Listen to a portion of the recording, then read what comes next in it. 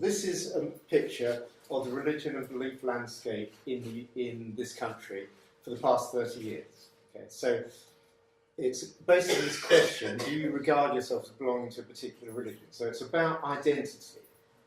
We've got to be very careful, as you know, defining what do we mean by religion. This is just about identity. And what you can see is there's a huge change, historic change going on. So people have called it the biggest change since the Reformation in the UK. That's 500 years. So this blue line here is the Church of England. And in historical terms, that's falling off a cliff. The red line is the people that say no to that question, so-called the nuns. Okay. This is the Catholic line, and the Catholic line, the green one, has stayed roughly flat, mainly because of immigration. A lot of people come from Poland, Catholic country, so that sort of kept that line up. There are two lines that are going up, apart from the nuns. The one that people don't talk about so much is this sort of darky red line here, which is non-denominational Christianity. Okay? And this is black Pentecostal churches, the churches that don't have a building but meet in the university or taking over the cinema down the road. You drive around London, you see there are hundreds of those. The other line, of course, is Islam. And if you look behind these numbers, you look at the demographics, this line, you can see it's a sampling reason why these lines go up and down, but this line is going up. That's going to keep going up simply because of demographics. British Muslims are on average quite young. And this line is going to keep going down for exactly the same reason. Anglicans are quite old, on average. So we're moving into a new phase. But it's a bit more complicated, of course, than it even appears from that. So this is like looking down the end of that chart. Okay, so this is the picture as it is now. Okay, so very roughly, half the population is not religious, and the other population identifies as being religious. This line is a bit arbitrary and should be a bit fuzzy. But from the data that we've got, I'm a humanist, I'm from the British Humanist Association. Not that many people identify themselves as humanists, they're probably about 5% of the population, about the same size as Muslims actually. But if you ask for people's values, things they sign up to, about half of this has a broadly humanistic outlook on life. Their worldview is broadly humanistic. The other half, though, is all sorts of other stuff. Okay, so just because somebody's not religious, for instance, it doesn't mean they don't believe in God. You know, it just means they don't identify with a religion. So, and as I don't need to tell this audience that, you know, if you just take this slice, the Muslim slice, the enormous complexity that lies within that single slice, and that's true everywhere. Probably this is more diverse than something else, but it's true everywhere. It's particularly true on this side as well. And even if you take, you know, the non-religious side, probably, you know, I put up some possible identities here. I identify myself as a humanist. I am also an atheist. But then you might say, well, does that mean you'd ignore evidence? No. Does that mean I'm agnostic? Maybe. I've got colleagues who are humanists but are also ex-Muslims, an issue, of course. There are people who say, well, I'm spiritual but I'm not religious. And then there's people who say, but none of those labels apply to me. And there's a lot of people who say, I'm not interested in any of this at all. It's completely irrelevant for my life. So this is an enormously complex picture. That's why I call it diversity squared. And there's a professor of sociology, Linda Woodhead, some of you may know of, who she's come up with this term for this called cultural superdiversity. And what it means is, you know, we're in a country where we educate people to think for themselves, and surprise, surprise, everyone's thinking for themselves, and they're coming to different conclusions, sometimes down to the level of the individual. So, what we're going to have in the future, looking at those trends, we're going to have a substantial religious minority. Religion is not going away in this country. You know, the Church of England isn't going to go away. In fact, they're on a major recruitment drive at the moment on their public relations. We're going to have very diverse religious identities, diverse views within each identity, but the people who identify as religious will, on average, be more serious about it than maybe they were 30 years ago, where a lot of people said, yeah, I guess I'm CB, you know, but they weren't really serious about it. Now, it's socially acceptable to say I'm not religious. So that person will probably... So one of the reasons for that line going down is just people said what they think.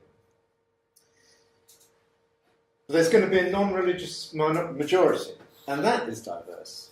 And so probably humanistic worldview, about half of it, but many of those people are from faith backgrounds, of course. My own grandfather was a Jewish refugee from Poland, okay, escaping pogroms in Poland. So I, you know, through a couple of generations, I'm left the faith. That's a big issue for some people in the Jewish community.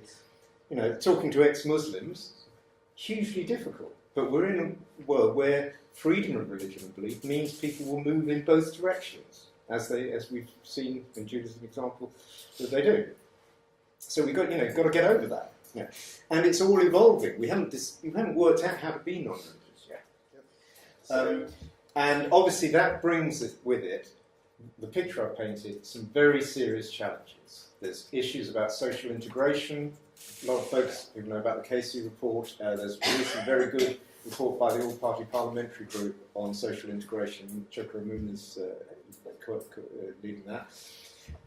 There's a lot of uninformed generalisations. All Muslims are X. You know. There's covert and overt prejudice. People who are actually racially prejudiced but hide that behind being religiously prejudiced. Declining institutions defending privileges. The Church of England. Instead of saying the world's changing, we've got to adapt to it, the Church of England is an institution, is reacting by saying we're going to open 145 new Church of England schools, because you get more bums on seats that way. And we shouldn't dodge the fact there are issues of conflicting values. Now, the British Humanist Association, its number one strategic aim is not to turn everybody into a humanist. It's a world where everyone lives cooperatively on the basis of shared human values, respect for human rights, and obviously concern for future generations. So I'm standing here as a humanist saying, well, I want to try, how do we do this? Now, I've already had some experience in small group dialogues, both with Catholics and with Muslims, particularly one in central London with Humaira Khan. Some people met him and her. They've been very good. With a small group, particularly if you mention food, particularly involving food, somehow or other, that breaks a lot of barriers. It humanises people. This is a word I've stolen from Stephen. We've had a serious meeting, not that frequent, and it's been very good. We're now at the point where we can talk about the difficult issues, okay, and get to grips with those. But all those small group dialogues get to a point after a certain stage. So this is great, but we're a small group. You know, we talk to our friends about this, but how do how do we leverage this? How do we make it a bit bigger? On the other, but it seems pretty clear that the 50% or of the non-religious and Muslims do need to talk. We're the growth area. So this is an idea, is to see if we can establish a network to try and promote small group or promote dialogue. And I perhaps better say what I mean by dialogue. This isn't formalised debate. This isn't winning and losing. This is about, and it's not about convincing people. I'm not going. For me to go into a dialogue with a group of Muslims and expect to persuade people that God doesn't exist, or vice versa, is stupid. And you go in not thinking you're going to convince. But the purpose of setting this up will be to establish, encourage and enable small group, local, face-to-face dialogue, just people who just get to know each other as human beings and can explore their similarities and differences. And by what would be good if it can do is it be open to all, but reaching beyond the usual suspects, the usual, there's an interfaith world. I'm part of that interfaith world, but we all know it has its limitations. And you get, to the community leader issue, the representatives and all of that. This is just saying ordinary people. Doesn't exclude anybody, but it includes. The idea would be to establish this, to start with, just as something on Facebook, not to exist only on Facebook, but as a means to put people in touch with each other who could then meet physically. Because the key thing about this is, we all know social media, it escalates very quickly. Face-to-face meetings is what it's all about. And to make this work, it can't be done by me, humanists. It has to be a joint thing, just as your group is. And obviously, already we've got some guidelines we've worked out, which is what works, what doesn't work. So, and obviously the overall aim is to humanise the other. That's the purpose of it. It's to enhance mutual understanding. And obviously, if this goes, we will hit the same question you do. What next? But I'd like to get to the what next stage. We're a long way away from that. So what I'd like to know from you is, what do you think of this idea?